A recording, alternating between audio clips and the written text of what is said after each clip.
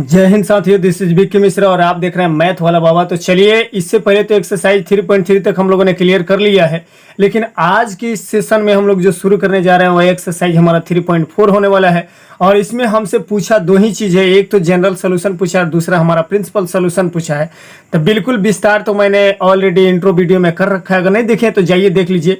लेकिन इस क्वेश्चन को करने के लिए हमारे पास 1, 2 और 3 फार्मूला याद होना बहुत जरूरी है। अगर हमारा cos x बराबर में cos y दिया है तो x का जो वैल्यू हो जाता है वो हो जाता है 2n pi plus minus y और n बिलोंग करेगा हमारा z मतलब इंटीजर को। ओके, दूसरा क्वेश्चन अगर sin x बराबर में sin y दे देता है तो x हमारा बिलोंग जो करेगा, x का जो वैल्यू होगा, जनरल वैल्यू होगा, वो होगा n पाई प्लस -1 पावर में n है और y यहाँ पर भी n बिलोंग करेगा हमारा इंटीजर अर्थात z को। वैसे ही tan x बराबर में tan y अगर दिया है तो x हमारा मतलब जनरल सोल्यूशन के लिए जो फार्मूला होंगे वो n पाई प्लस वाई और n बिलोंग करेगा यहाँ भी z को। तो ये उम्मीद करते हैं कि इतना बात आपको याद रहेगा और आसानी से कर भी लोगे। लेकिन सवाल हमारा यहाँ पे ये बनता है कि देख लो, क्वेश्चन हमसे ये पूछा है कि tan x बराबर में अगर √3 है तो इसका जनरल वैल्यू और प्रिंसिपल वैल्यू क्या होगा। तो चलो बिल्कुल आसानी से अब इसको हम क्या कर लेते हैं, सॉल्व करने का प्रयास करते हैं। प्यारो, कहना ये चाहते हैं कि अगर चैनल पर मुझे बिल्कुल पहली बार देखे हो, इसके पहले ना जानते हो, ना सुने हो, ना समझे हो, तो सोचो मत, सही जगह पे हो। चैनल को सब्सक्राइब कर लेना और वीडियो को लाइक जरूर कर लेना। तो चलिए, क्वेश्चन को वैसे करना कैसे है इस पे हम लोग चर्चा करते हैं। तो चर्चा ये करेंगे कि देखो प्यारो, आपको करना ये है कि आपको ये मालूम है, टेबल याद होना चाहिए। इंट्रो वीडियो नहीं देखे तो देख लीजिएगा, उसमें मैंने बता रखी है tan √3 कब होता है। तो tan √3 जो होता है ना वो 60 का होता है। कितना का होता है? 60 मतलब 60 डिग्री का होता है। तो हम इसको क्या ऐसे लिख सकते हैं, सॉल्यूशन का साइन दे देंगे। इधर tan x तो है एज इट इज, रहने दो। और इधर क्या है, tan 60 मतलब इसको 60 को हम पाई बाई क्या बोल सकते हैं, पाई बाई 3 बोल सकते हैं। बोल सकते हैं कि नहीं बोल सकते, बोलिएगा कंफर्म। लेकिन एक चीज प्यारो आपको यहाँ पर और समझना होगा कि एक और वैल्यू है। अब यहाँ tan से tan तो यहाँ पे खत्म हो रहा है, समझ रहे हैं आप। tan से tan खत्म हो गया तो x बरोबर में जो हमारा बचा वो कौन बचा, पाई बाई 3 बचा कि नहीं बचा। अब यहाँ पे एक तो हमारा प्रिंसिपल सोल्यूशन आ गया, मतलब मुख्य मान है जिसको बोलते हैं मुख्य मान। ये है हमारा व्यापक हल भी इसका हम जान ही लेंगे। मुख्य मान ये है, प्रिंसिपल वैल्यू को ही मुख्य मान बोलते हैं। लेकिन उसको समझने के लिए यहाँ पे क्वाड्रेंट आपको समझना बहुत जरूरी है। सभी क्वेश्चन का निचोड़ यहाँ पे है प्यारो, ध्यान देना। ये क्वाड्रेंट को समझना, after a school to college. After a school to college बहुत इंपॉर्टेंट चीज है, ध्यान रखना। ये फर्स्ट क्वाड्रेंट है, ये हमारा सेकंड क्वाड्रेंट है, ये हमारा थर्ड क्वाड्रेंट है, ये हमारा फोर्थ क्वाड्रेंट है। बेशक पहले क्वेश्चन में हम समय ले सकते हैं, लेकिन इसके बाद वाला दाना दान कर देंगे और आपको समझ में भी आएगा। तो पहला तो ये देखो, पाई बाई 3 मतलब 60, 0 से 90 के बीच का ही वैल्यू है, तो फर्स्ट क्वाड्रेंट का है। लेकिन आपको ये देखना है कि ये पॉजिटिव साइन है कि नेगेटिव। तो पॉजिटिव है ना प्यारो, देखो आप ध्यान से देखो कि इधर नेगेटिव कोई साइन नहीं है। तो हम क्या करेंगे, ये जानने का प्रयास करेंगे कि आखिर हमारा tan और कहाँ पॉजिटिव होता है। तो फर्स्ट क्वाड्रेंट में और थर्ड क्वाड्रेंट में, क्योंकि आफ्टर मतलब ऑल पॉजिटिव, एस का मतलब साइन और कॉसेक पॉजिटिव, और टी का मतलब tan और इसका साड़ू होता है कॉट, ये पॉजिटिव। यहाँ पे सी से कॉस और इसका साड़ू होता है सेक, ये पॉजिटिव। बाकी यहाँ पे tan पॉजिटिव और कॉट पॉजिटिव होता है। तो अब ये सोचिए, नो चेंज वाला ध्यान दीजिए। तो नो चेंज वाला तो यही है एक्स एक्सिस, और नो चेंज वाले में इसको बोलते हैं पाई और इसको बोलते हैं 2 पाई। हमेशा इसी चीज को ध्यान में रखना है आपको कि tan पॉजिटिव मतलब प्रिंसिपल वैल्यू सिर्फ एक नहीं है, 2 है। तो एक तो ये आ चुका है, दूसरा हम कैसे निकालेंगे ये सोचना इंपॉर्टेंट है। इसको सोचने के लिए आपको ये समझना बहुत जरूरी है। तो tan यहाँ पे पॉजिटिव होता है ना, 100% होता है। सेकंड में देखेंगे कि थर्ड क्वाड्रेंट में भी tan पॉजिटिव ही होता है, लेकिन नो चेंज वाला लाइन से हम चलेंगे। तो ये पाई में कुछ भी जोड़ देंगे तो थर्ड में ना आएंगे प्यारो, क्योंकि ये तो पाई है, जानते हैं आप, ये पाई है। पाई में जैसे ही कुछ भी जोड़ देंगे थर्ड क्वाड्रेंट में आ जाएंगे। फाइनली जो हमारा सेकंड आएगा, इसका मतलब सेकंड जनरल सोल्यूशन आएगा, वो कैसे आएगा, तो एक्स का वैल्यू तो एक हमारा है पाई बाई 3, नो डाउट, इसमें कोई डाउट नहीं है। लेकिन दूसरा जैसे ही हम पता करेंगे तो पाई में जैसे ही पाई बाई 3 जोड़ेंगे वो हमारा कूद के आ जाएगा। कैसे, तो ऐसे देख लो, पाई और ये देखो 3 से इसमें जोड़ देंगे तो 3 और 1 कितना हो गया, 4 हो गया, 4 पाई बाई 3, ये हमारा सेकंड हो गया। तो प्रिंसिपल वैल्यू एक ये रहा और एक ये रहा। अब हमसे सवाल में पूछा कि ना हमें जनरल वैल्यू भी बताना है, जनरल सोल्यूशन, जनरल ठीक है, जनरल सॉल्यूशन भी हमें बताना होगा। तो उसके लिए हम यहाँ पे फॉर्मूला आपको दिखा देते हैं। टेन देख लो, टेन वाले यही ना फॉर्मूला है। तो जनरल सॉल्यूशन के लिए फॉर्मूला जो होता है हमारा एन पाई प्लस का वाई होता है, और वाई ही तो है हमारा ये ना, क्योंकि 10x तो ये है और 10y ये आ गया है। तो 10y अब दो वैल्यू आया है तो हम पहले वाले को सेलेक्ट करेंगे y की जगह पे, ठीक है। सेकंड वाले को छोड़ देना है, ऐसे ही, कोई इसका मतलब नहीं है। फाइनली प्यारो कहना ये चाहते हैं कि x का जो जनरल सोल्यूशन निकलेगा ना, वो n पाई को ऐसे है एज इट इज छोड़ दो, और प्लस लिखा है लिख दो, और उसके बाद क्या लिख दो, पाई बाई 3 लिख दो। बोलो कोई भी दिक्कत हुआ हो तो कमेंट करना, हम इसको फिर से सजा करके आपको बताने के लिए सक्षम है, तैयार है 24 आवर, समझे कि नहीं। कमेंट में बस कोई भी गड़बड़ी हो मुझे कमेंट कर देना, ओके। इतना काम कर सकते हो। तो ये रहा हमारा कौन, जनरल सॉल्यूशन, ओके। कोई डाउट तो नहीं है। अब आप पूछ रहे होंगे कि इसको क्यों नहीं लिखेंगे, तो इसको तो हम मान के ना बनाए हैं, ये तो हमारा गिवन था, ये हमारा प्यारो गिवन था। इसको हम तो मान के बताएं कि हाँ 10 पॉजिटिव यहाँ भी होता है, इसीलिए हम इसको नहीं लिखे। बस प्रिंसिपल वैल्यू में बता दिए कि हाँ 2 को मुख्य मान होगा, लेकिन जनरल में मात्र 1 एंड ओनली यही होगा, समझे क्या। अब चलिए क्वेश्चन नंबर, जो डाउट अब करा गया ना सब क्लियर कर देंगे। किस क्वेश्चन में, सेकंड वाला में, चलिए उसको देख लेते। अब देखो ये क्वेश्चन सेकंड ये हमारे पास है, और क्वेश्चन नंबर 2 में हमसे बिल्कुल आसानी से, देखो कितना आसानी से पूछ दिया है यहाँ पे। सेक एक्स बराबर में अगर 2 है तो बता देना इसका प्रिंसिपल वैल्यू और जनरल वैल्यू क्या है। सबसे पहले तो ये बात यहाँ पे समझ लीजिए कि कॉस का जो होता है ना, कॉस 60 डिग्री का वैल्यू जो होता है ना प्यारो, वो 1/2 होता है। तो ये सेक का बिल्कुल उल्टा चलेगा तो सेक वाला उल्टा चढ़ जाएगा, तो मतलब सेक भी चलेगा और उल्टा हो जाएगा। कैसे हो जाएगा, बिल्कुल पलट जाएगा। तो ये भी कितना पे हो जाएगा, 60 पे ही हो जाएगा, और 60 पे ये पलट जाएगा। तो ये कितना हो जाएगा, 60 का वैल्यू भी यही होता, मतलब 60 का, हाँ बिल्कुल सही है, 60 का नहीं 30 का बिल्कुल उल्टा चलता है, क्रम में पलट के चलता है, सॉरी 60 पे ही चलेगा। तो सेक 60 का वैल्यू कितना हो जाता है, 2 होता है, बिल्कुल पलट जाता है, नीचे वाला ऊपर चढ़ जाता है। तब बिल्कुल आसानी से हम यहाँ पे तो कर लेंगे इसको। सेक है तो सेक है, एक्स है तो एक्स है, और यहाँ पे किसका वैल्यू है, सेक 60 डिग्री का, और 60 डिग्री को अभी तो हम लोगों ने देखा था π/3, बिल्कुल आसानी से हम कर लेंगे। और क्वाड्रेंट भी हम आपको बता दिए, समझा दिए, समझ भी गए हैं आप कि यहाँ पे देखो ये सेक से सेक खत्म, तो एक्स का मान कितना आ गया, π/3 आ गया। अब ये तो हमारा प्रिंसिपल, लेकिन प्रिंसिपल एक और है, कौन है, तो सेक हम देखेंगे कि सेक तो ये फर्स्ट क्वाड्रेंट में पॉजिटिव है, लेकिन और फोर्थ क्वाड्रेंट में पॉजिटिव होता है। तो यहाँ पे अभी तो वही तो समझा रहे थे हम आपको कि ये फर्स्ट क्वाड्रेंट है, और यहाँ पे कौन है, हमारा थर्ड क्वाड्रेंट। यहाँ पर तो कॉस पॉजिटिव होगा ना, तो सेक भी यहाँ पे पॉजिटिव होगा। तो यहाँ पे आने के लिए 2π में कुछ भी घटा देंगे तो यहीं पे ना आएंगे, ये 2π है, और 2π में से कुछ भी घटा देंगे तो यहाँ पे आ जाएंगे। बिल्कुल उसी फॉर्मेट का प्रयोग करके हम इसका सेकंड वैल्यू भी आसानी से निकाल लेंगे। तो कैसे, तो 2π में से हमको ज़्यादा दिमाग नहीं लगाना है, π/3 को सब्ट्रैक्ट कर देना है। तो 3 दूना के 6 और 1 घटा देंगे तो कितना हो जाएगा, 5π/3। बोलो कोई दिक्कत तो नहीं है ना। तो ये हमारा प्रिंसिपल वैल्यू 2 और ये हमारा प्रिंसिपल वैल्यू 1। लेकिन जनरल सोल्यूशन के लिए कॉस में हमने दिखा रखा है आपको, देखिए यही तो है ना, cos x बराबर में cos y।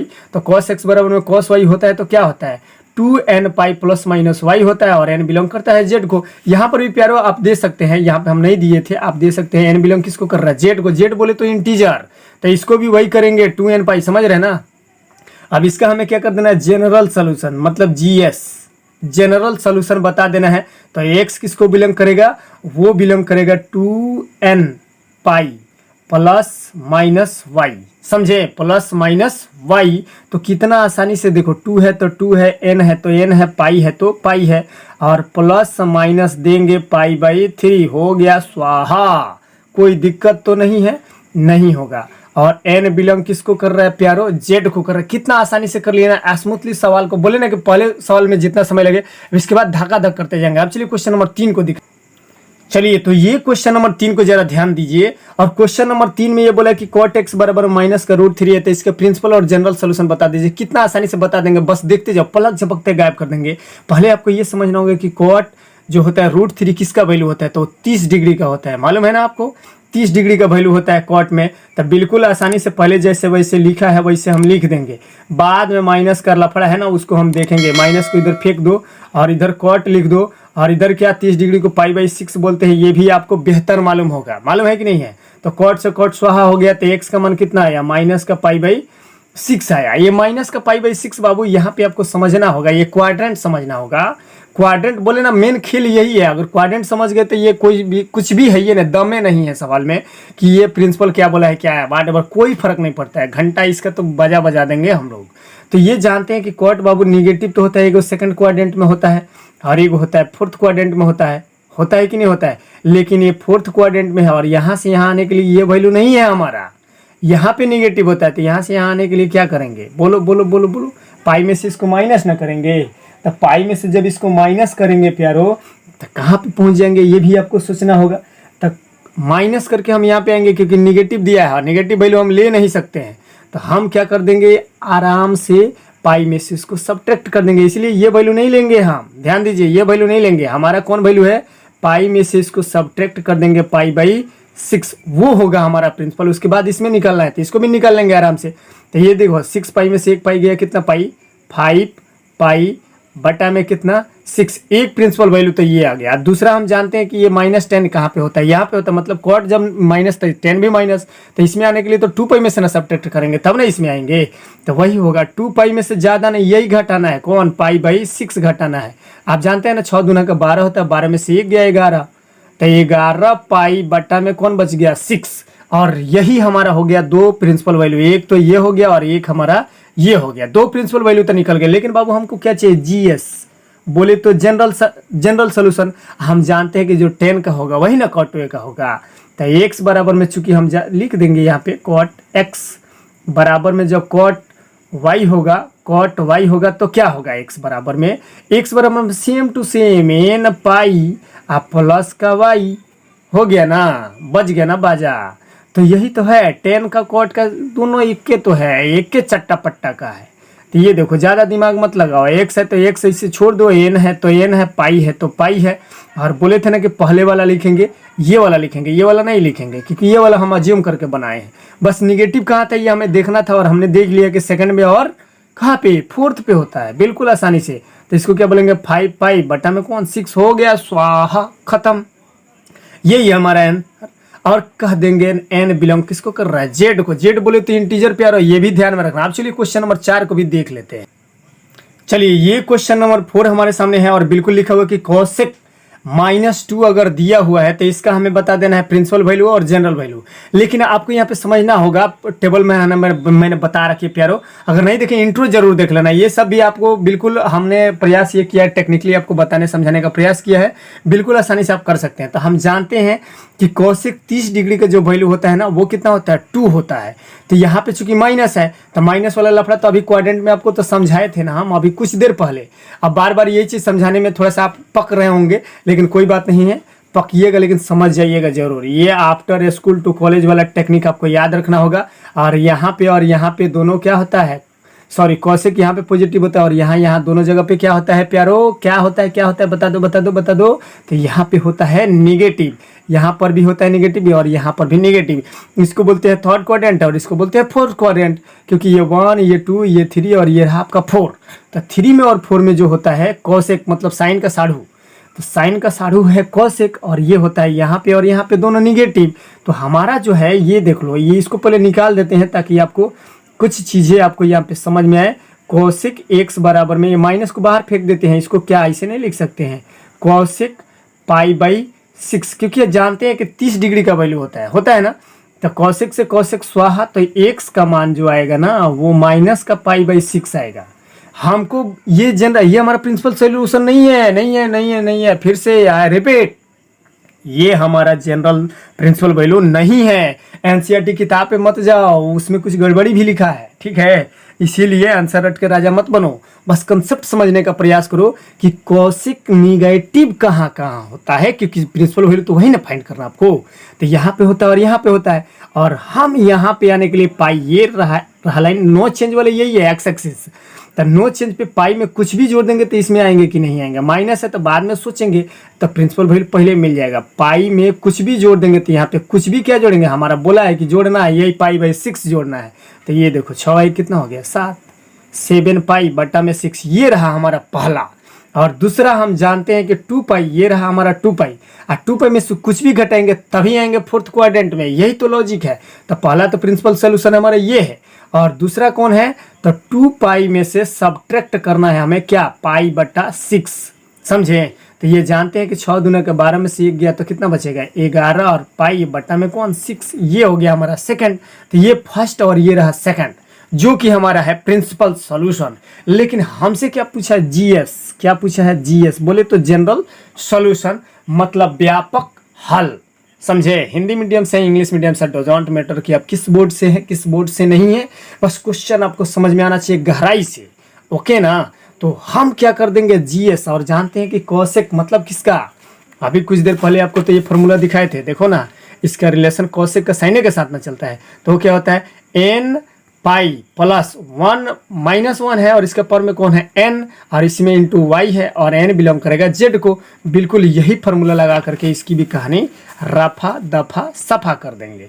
कैसे, तो ऐसे, तो वो है एन पाई प्लस -1 के पावर में एन, और इंटू में कौन वाई, और वाई जो है प्यारो सॉरी एन बिलोंग करेगा जेड, बोले तो इंटीजर को।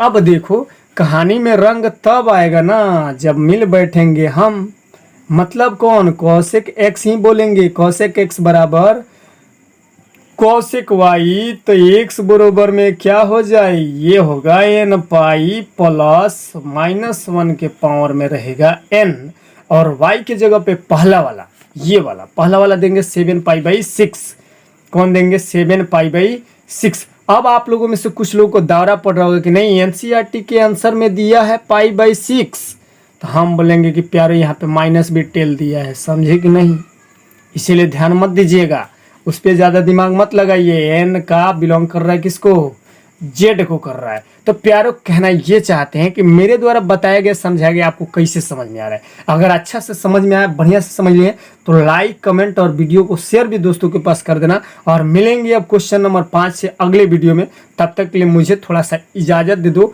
अगले वीडियो में कन्फर्म आई एम श्योर मिलेंगे जरूर, तब तक के लिए टाटा।